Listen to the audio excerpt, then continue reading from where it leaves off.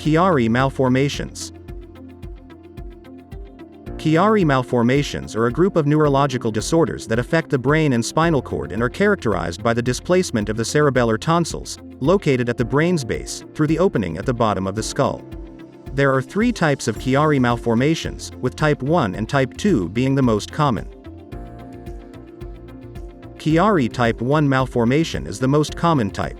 It is characterized by the downward displacement of the cerebellar tonsils through the foramen magnum, the opening at the base of the skull. This displacement can cause compression of the brainstem and spinal cord, leading to various symptoms. The exact cause of Chiari type 1 malformation is unknown. However, it is believed to be a congenital genetic condition.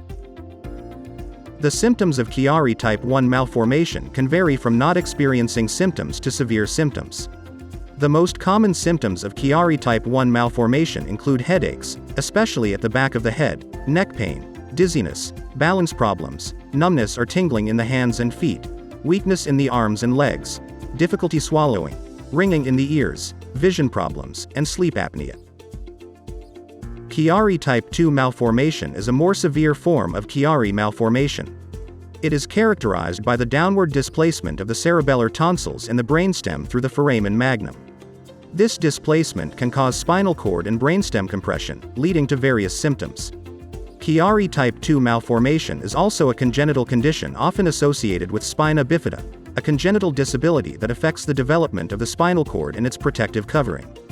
The symptoms of Chiari type 2 malformation can be severe and can include difficulty breathing, weakness in the arms and legs, loss of sensation in the arms and legs, difficulty swallowing, vision problems, developmental delays, and hydrocephalus.